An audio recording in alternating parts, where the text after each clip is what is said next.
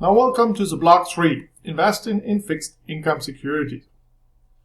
The learning objective of this block is the attribute of bonds and the use as investments. As much as we are looking then for all the essential features of bonds, the role of the ratings of bonds, quotation, the markets, as much as the global market of the bonds, and we're looking certainly on convertible securities as well. Before we start with the topic 1, let's have a look at the video.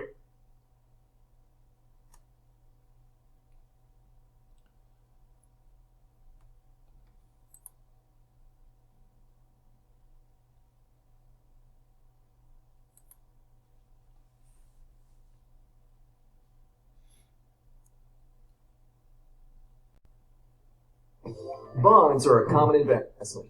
However, to many investors, they remain a mystery. So let's explore what a bond is and how it might benefit your investment portfolio. A bond is simply a loan given to a company or government by an investor. By issuing a bond, a company or government borrows money from investors, who in return are paid interest on the money they've loaned. Companies and governments issue bonds frequently to fund new projects or ongoing expenses. Some investors use bonds in hopes of preserving the money they have, while also generating additional income. Bonds are often viewed as a less risky alternative to stocks and are sometimes used to diversify a portfolio. Consider this example. The city of Fairview wants to build a new baseball stadium, so it decides to issue bonds to raise money. Each bond is a loan for $1,000, which Fairview promises to pay back in 10 years. To make this loan more attractive to investors, Fairview agrees to pay an annual interest rate of 5%, which in the bond world is also known as a coupon rate. An investor buys the bond at face value for $1,000. Now, let's fast forward. Each year, the city of Fairview pays the investor $50. These regular interest rates continue for the length of the bond, which is 10 years. Once the bond reaches maturity, the investor redeems his bond, and Fairview returns his $1,000 principal investment. This bond was a good deal for both the city and our investor. Fairview got the money it needed to build the stadium. The investor received regular interest payments and the return of the original investment. Because a bond offers regularly scheduled payments and the return of invested principal, bonds are often viewed as a more predictable and stable form of investing. Compare regular payments of a bond to the experience of owning a stock. With stocks, profits and losses are driven by market forces and are generally less predictable. Of course, like any investment, bonds are not without risk. One risk that bond investors face is the possibility that the issuer defaults on paying back the principal. This is what is known as default risk. Typically, bonds with higher default risk also come with higher coupon rates. The amount of risk depends mostly on the financial stability of the issuer. For example, most governments are generally considered stable issuers and issue bonds with a relatively low coupon rate. Corporate bonds typically represent a greater risk of default, as companies can and do go bankrupt. That's why corporate bonds often offer a higher coupon rate. Several credit rating agencies assign rankings to different bonds. This can help bond investors to gauge the financial strength of the bond issuer. These ratings agencies often use different criteria for measuring risk. So, it's a good idea to compare ratings when considering a particular bond. And keep in mind, rating agencies aren't always accurate. So be sure to research a bond and its risks thoroughly before investing. Another risk to consider is interest rate risk. This is the risk that interest rates will go up, and any bonds you own will be worth less if sold before the maturity date. After all, when interest rates rise, more investors allocate their money into the new, higher interest rate bonds. If you wanted to unload a low interest rate bond to take advantage of these new rates, you would have to sell your bond at a discount to make it a worthwhile purchase for another investor. Capital preservation and income generation are just two ways bonds might be part of a diversified portfolio. Many investors use a mix of stocks and bonds to pursue their investment goals. And because bonds move differently from stocks, they can help increase or protect portfolio returns. Keep in mind that this discussion showed you one simplified way that investors might use bonds, and only a few of the risks to consider. Like all investments, bonds are complex and have a variety of uses and risks. Now starts with topic 1, why invest in bonds. As we learned from the video, a bond is a long-term security. Means the borrower, the issuer of a bond, is getting the money from the investors and is paying this money back in a long period of time. During this time, he's paying them an interest.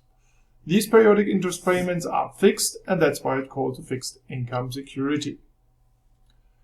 After the end of the holding period, which we call the maturity, the issuer certainly is obligated to pay the money back to the lender. So in this way, we have on one side as a bond holder the current income in form of the interest. During the time of holding, we have also the possibility of capital gains. Why we do so, we will explain in a minute. Let's have a look on the bond prices, returns, and the interest rates as much as the risk. Very important fact on the bond market is the relationship between the interest rates and the bond prices.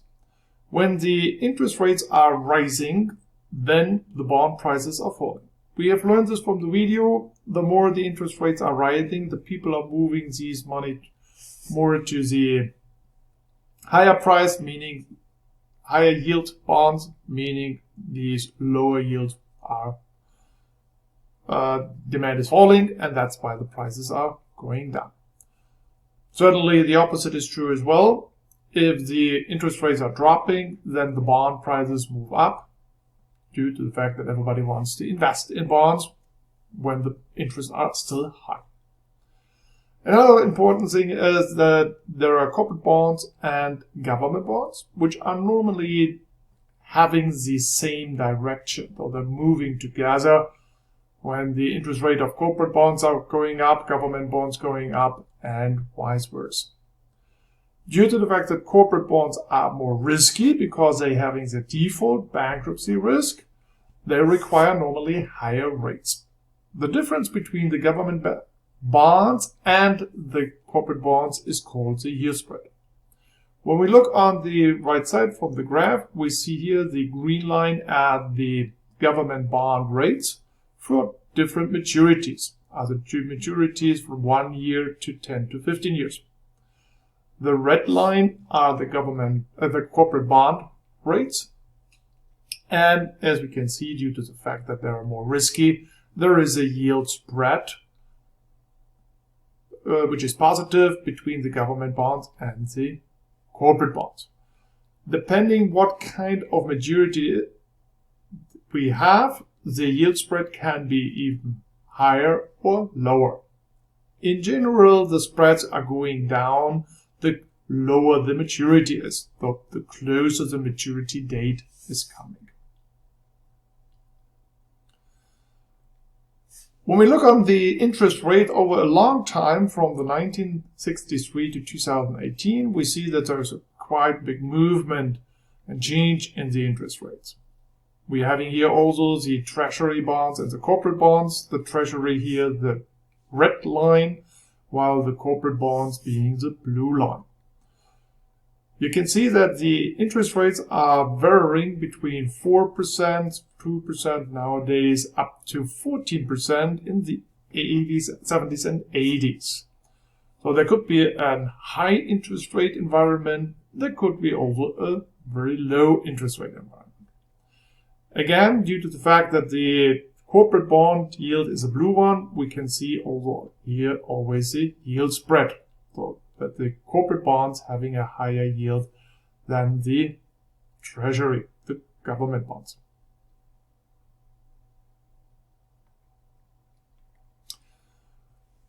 When we look on the total returns afterwards on the table, again, we are having the relationship, the inverse relationship between the interest rate and the bond prices, meaning when the interest rate's going up from 3% to 4%, then the bond price goes from 1,000 to 750, and when it drops from 3% to 2%, then the bond price goes up to 1,500.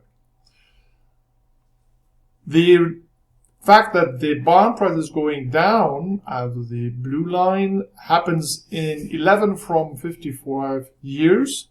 So at the end, there are not that much years where we have a negative return on the capitals from the bonds. When we look at the table, we see that here, for example, in the year 1994, That's 1 year where we have a negative total return as much as in 1998. The biggest one here is in the year 2009, where the interest rates went down up from the year end, and we have negative return on the bonds.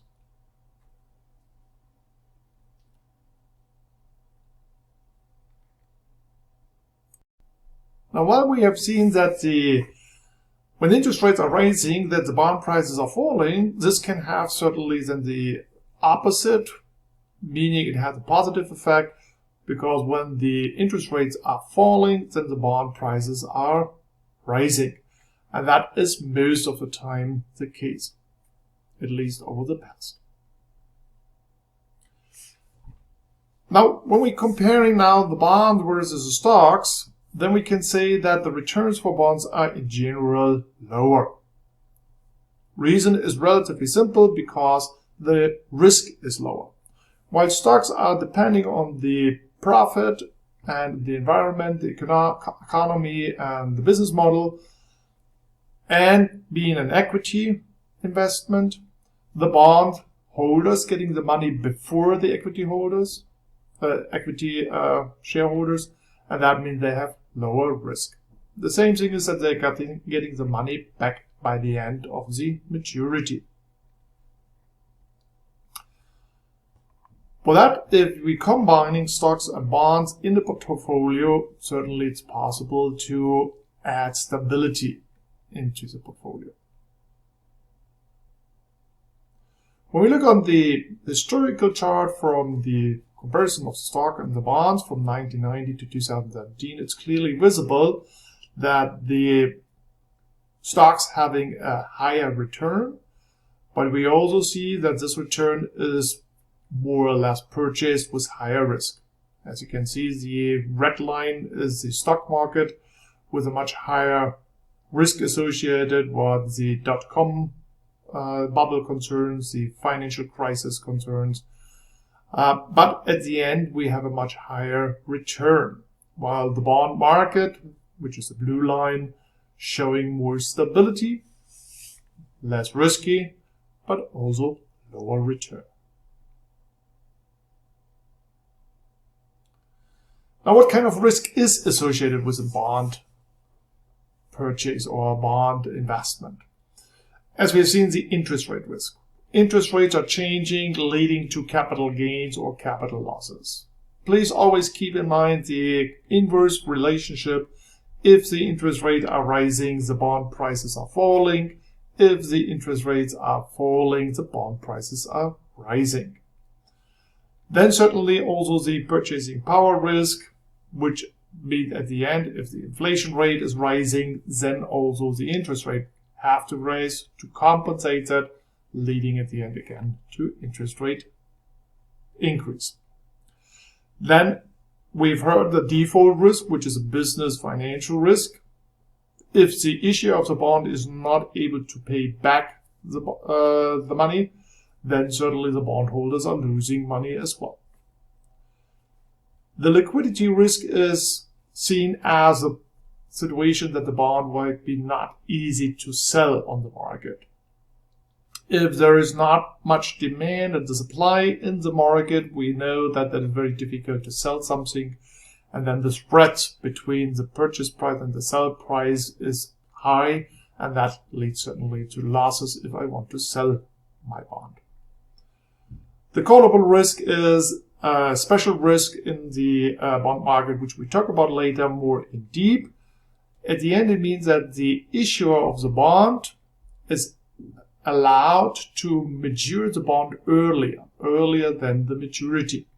In this case, the maturity is shorter for the bondholders than originally expected.